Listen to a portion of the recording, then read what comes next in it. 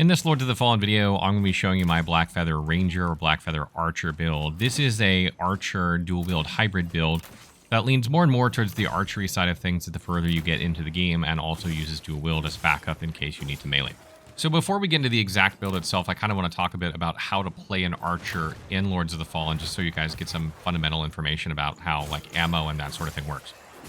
So at the beginning of the game, I recommend picking the Blackfeather Ranger class because this starts with the bow and it also starts with oak arrows, allowing you to kind of get familiar with the Ranger Archer playstyle. And each time you fire one of these arrows, it's going to cost you 1 ammo. You have an ammo gauge under your character, like under your stamina gauge. And the amount of ammo that you have is determined by your vitality and endurance. So the more vitality and endurance you have, the more ammo you're going to have. So by nature, you're going to want a decent amount of endurance and vitality with this build in order to increase your ammo count. So the way you're going to get back that ammo is by either resting at a vestige, which isn't ideal if you're trying to clear an area, or by using like an ammo pouch or something like that, an ammo satchel that's going to give you ammo back. These are consumable items. You can purchase these at Skyrest. I highly recommend that you take your extra vigor and stock up on these so you have a bunch of these because you will need them, particularly early on in the game. And then when you're drawing back your bow, you can either fire like a quick shot, or you can like hold it for a second, wait for it to flash, and then you'll do what's called a charge shot that deals more damage. Ideally, you're going to be doing charge shots more than regular shots because they deal more damage. And since you have limited ammo, you're trying to get the most bang for your buck out of each ammo. Now, that's not always possible depending on how combat goes, but that's what you're going to be aiming for. The next thing you're going to want to take a look at is your bow and the scaling. The Blackfeather Ranger bow has strength and agility scaling, although it has much better agility scaling than strength. So it leans more towards the agility side. Every bow in this game either has strength and agility scaling or agility scaling. So you're going to need to focus on at least one of those two stats, predominantly agility if you're playing a bow build. And something else you want to notice when you're taking a look at your bows, whether they have status effects, like whether they do bleed buildup or poison buildup or frostbite buildup. And also you'll see numbers under the physical damage, under attack power for Holy Fire and Wither. This kind of tells you if you're using arrows of that specific type, like if you're using Radiant arrows or Cinder arrows or Wither arrows, how much better that bow will be than another bow that has like a lower number in that. So like if your bow says like it does 35 Holy and another bow says 50 Holy, that bow is going to do better with Holy arrows than the one that has 35. And of course, the same is true for physical, right? Like if you're using physical arrows and the bow you have has more physical attack power than the bow that you're looking at, then, that bow is going to do better with physical arrows like your precision arrows and your regular oak arrows, etc. Now, obviously, at the start of the game, you're going to be using the Blackfeather Ranger bow. There aren't too many bows very early on in the game, so you're going to be using this one for quite a while. The next likely bow that you'll be able to acquire is Bow of the Convert. This is a better bow than the bow that you start the game with. It has much better agility scaling. It does bleed, burning, and poison build up with each shot, which is great, although you don't tend to use it all that much in this game because you're trying to go for one shot, one kill on regular enemies, and tough to kill enemies you're trying to kill in like 2 or 3 shots, 4 shots. So this would be much better for a boss, but not necessarily great out on the landscape, although the base damage will be higher, so you probably will want to switch to this. And the next bow that you're going to be able to pick up is the Uda Ranger Shaman bow. This is a quality bow, meaning that it scales about the same with strength and agility. So you could predominantly push both of those stats and get damage out of this bow. It also scales pretty good with fire. So if you're using Cinder arrows, very good bow to use for Cinder arrows, and Cinder arrows are very strong, so it's not a bad pickup. But not much further than that, you'll get the Bow of the Mutilated anyway, which is the bow that I'm using in my gameplay footage. And what I really like about Bow of the Mutilated, it doesn't have any like status effect buildup, which you really don't need. It has decent agility scaling, some strength scaling, but it has higher physical Holy Fire and Wither than all the bows I just mentioned. So it's really good with basically any arrows you're going to use up to this point of the game. And I highly recommend switching over to it. You will notice a damage increase immediately once you get it upgraded. And the arrows that I'm using for this build are the Cinder arrows, Poison arrows, and Precision arrows. These are the 3 that I have slotted at this point in the game. There are other ones become available further into the game, but this is about halfway through the game that we're talking. And you also have access to Oak arrows, which is obviously what you'll start the game with. And you will sub those out when you have all 3 of these for whichever one you gain last. It should probably be Cinder arrows that you gain last. So Cinder arrows will replace your Oak arrows once you have them. And you'll gain the Poison arrows almost immediately after entering Forsaken Fen, and you'll gain Precision arrows kind of on the backside of Forsaken Fen after the Hush Saint boss fight.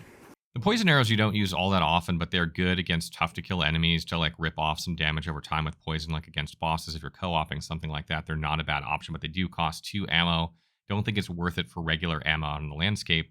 Or on the other side of things, the Precision ammo or Precision arrows are much better for trash mobs because they're going to give you extra damage when you charge the shot. They deal more damage than the oak arrows natively anyway, and they still only cost 2 ammo. So you're going to be using these for like a huge portion of the game until you gain your cinder arrows in order to try and kill things in one hit or to deal as much damage as possible with one shot by charging up your bow. And then you'll gain your cinder arrows and lower cal reth, and these things hit like an absolute truck. And again, you want to use a bow with these, like the one we're using that does, significant damage with fire arrows, because this is essentially what we're using this. It does a lot of physical and fire damage. This costs 3 ammo per shot, so you don't want to waste this on trash enemies, but you definitely want to use this on your hard-to-kill enemies, like your sorceresses, or your ruiners, or, the Naga archer guys that have crossbows that are really a pain in the ass. Basically want to use this on anything you want to kill in like 1 to 2 shots, or 3 shots tops, and, that's really, really hard to kill normally. And I cannot stress enough how much of a game changer these arrows are, so you're absolutely going to want to get these, and you're going to want to use these for anything that's tough to kill. And if you look at our armor, you'll notice I'm only wearing like a chest piece here. I'm using the Blackfeather Ranger armor, and that's because I want to keep our equip weight low because we're using the Princess's Sting Pendant, and this increases your damage the lower your equip load. So the less you have equipped on your character, the more damage you're going to do. This also applies to your bows and crossbows. So this is going to further boost your ranged damage, and also it'll boost your melee damage as well. Then on top of that, I have the Blackfeather Ranger Ring. This increases your damage with bows and crossbows. You'll gain this after you give the first rune tablet to the blacksmith. If you rest and go back and talk to her, you should be able to purchase this ring from her. This will further boost your range damage, which is great. And then I also have Mine Owner's Ring here, and Mine Owner's Ring is good for stamina and stamina regeneration. You use a lot of stamina with this build dual wielding. You use a lot dodging. You use a lot when you're using your bow, just like firing arrows and stuff. So having some extra stamina is great. You can sub this one out for anything you like, really. The other two are really the only ones that you super recommend for this build.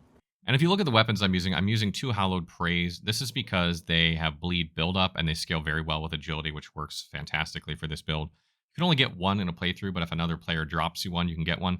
This is, I think, dropped in Pilgrim's Perch, or it's not dropped, but it's achievable by picking it up off a course, which is very early on in the game. So just about any player could drop you one of these, but if you don't have someone to drop you one, you could also use Hallowed Condemnation, which is like available in the very beginning area of the game. In the abandoned Red Cops area, which is another good alternative. So you could use both of those together if you want. Now, Hallowed Condemnation is arguably better for what we're trying to do in the long run, although it's worse earlier, and that's because it has a Strength rune slot for its second rune slot, and I'll talk a little bit about why rune slots are important for this particular build. There is a really good Strength rune for this build called Aelstrix, which essentially, once slotted into your weapon, increases the damage of ranged and throwable weapons. This will apply to your bows and crossbows. This is good for boosting your damage. Unfortunately, the Hallowed Praise weapon does not have a Strength rune slot. The Hallowed Condemnation does on the second slot, but you won't be able to get that for quite a ways into the game. So it's not super important early on in terms of getting this. But if you use like the Hollowed Knight Sword, for instance, and maybe you start as a Hollowed Knight and then you buy one from the vendor, or maybe someone drops you an extra one. These have strength slots for their first slot. So once you are able to slot runes into your Hollowed Knight Sword, you could theoretically slot one in each of your Hollowed Knight Swords, getting you double times increase the damage of ranged and throwable weapons, which further boosts your damage. Now, the problem with this is that your melee damage will suffer from doing this. Your range damage will improve, but your melee damage will suffer. And the reason for that is because both a Hallowed Praise and a Hallowed Condemnation have bleeding on them, and bleeding not only deals extra damage to the enemy, but it makes them vulnerable to physical damage. So as you continue to strike them with your physical attacks, they're going to continue to take more and more damage, which is really, really nice. And then you can keep re-triggering bleed, etc. So you're going to have weaker melee if you go with a double Hollowed Knight Sword setup, but you will have stronger range. And this might be good for you too, like if you're doing like a co-op session and you're helping players with their bosses and you just want to hang back and range them down with your bow while they're like engaging in melee, or maybe you're doing a playthrough with a friend and you want to hang back and range. Maybe this isn't a problem for you, but if you're playing alone, you will have to melee sometimes, and your melee will suffer if you don't have like one of those two weapons or a weapon that has bleed on it. And what I really like about the Hollowed Knight Sword too is that it also has strength for its third slot, so eventually you'll be able to 4-stack these if you get 4 of them, and you'll be able to have even more range damage. So again, your melee will suffer, but your range damage will be even higher. It's not that important at this point in the game, because at this point we only have 1 rune slot, so it's not, super pressing, but you would be able to get 2 of them if you use 2 Hollowed Knight Swords. And then obviously, as you progress the game and you're able to get more rune slots, the Hallowed Condemnation becomes better than the Hallowed Praise, because that second slot is a strength slot that you can drop these into, and then you can still have bleed on your weapons and still be able to use 2 of these, and that's even better than using the Hallowed Praise. So if you look at our stats for this build, I have 13 strength, 40 agility, 26 endurance, 22 vitality, and 8 radiance and inferno. So obviously we don't need radiance and inferno for this build, not casting spells. Strength is there to meet the requirements for the bow, since it has a 13 strength requirement. Most bows do. And then obviously we cranked agility with this bow because it scales really well with agility. But if you were using a different bow, like one of the quality one I mentioned earlier, like the Uda Ranger bow, you could split this between strength and agility to get better damage. And then endurance and vitality are important for this build. Obviously, if you're playing predominantly a ranged build, vitality is not as important as, you know, a melee build, but you do get extra ammo from vitality, so it's worth putting points into. It also helps keep you alive. And the same with endurance. Endurance not only, you know, gives you more ammo, it's going to increase your stamina, which is great since you use a lot of stamina, and it'll also increase your equip load. And since we're using a necklace that ups your damage, the lower equip load, or, you know, lower encumbrance you have, that's kind of a double whammy for this build. So you're going to get more ammo out of it, and you're also going to increase your damage because of the pendant we're using. So if you're playing this build a bit lower level, I'd probably take some points out of agility, maybe bump this down to 30, kind of keep my stat spread between agility, endurance, and vitality kind of roughly even early on in the game. And then when I was like, you know, pretty confident in my survivability, etc., I'd start cranking agility, trying to get your damage up to that point where you're like really one-shotting like regular trash and 2 or 3 shotting difficult enemies with cinder arrows. So that's kind of your measure. You want to be able to like one-shot like regular enemies, you know, especially the ranged regular enemies, and then maybe 2-shot some of the tougher melee enemies, or 3-shot. So that wraps up my Blackfeather Ranger, Blackfeather Archer build. I hope you guys found that useful and gave you some useful information about how to play an archer in this game. There are obviously later bows you can get, later arrow types you can get that you can add into this, and eventually you'll actually be able to get an Umbrella that makes it so that instead of using ammo, you actually take wither damage when you shoot your bow. So you'll actually have like no ammo problems further on into the game once you get this, but you don't get that until very far into the game, which is why I didn't incorporate it into this build. So for this stretch of the game, you will have to use consumables like an ammo pouch or something like that. So it's a good idea to like maybe help a couple players co-op, stock up on some extra vigor, and then buy a bunch of these so that you can use them through your playthrough. As always, if you have tips for other players or questions, please leave them in the comments, and I will try and get to them as soon as I can. We do have more build guides coming for Lord of the Fallen, so stay tuned for that.